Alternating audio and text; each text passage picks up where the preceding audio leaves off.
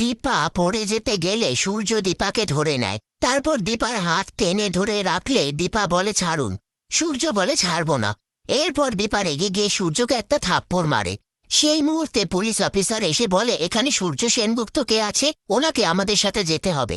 সূর্য বলে আমাকে নিয়ে চলুন। তখনই চারু বলে কিন্তু ও কি করেছে?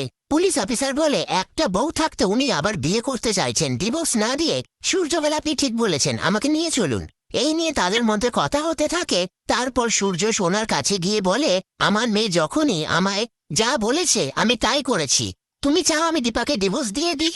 দীপা চায় আমি যাতে তোমাকে আগলে রাখতে পারি, আবার চারু চায় আমি যাতে দীপাকে ডিভোর্স দিই। তোমরা যে যা স্বার্থ নিয়েই আছো, একবারও আমাকে জিজ্ঞেস করনি যে আমি কি চাই। কথায় কথায় চারু পুলিশ অফিসারকে বলে আপনাদের ফোন করে কে খবর দিল? পুলিশ অফিসার বলে একজন মহিলা। এ কথা শুনে সোনা দীপাকে দোষারোপ করতে থাকলে দীপা সোনাকে একটা থাপ্পড় মারে আর বলে আমি এরকমটা করিনি।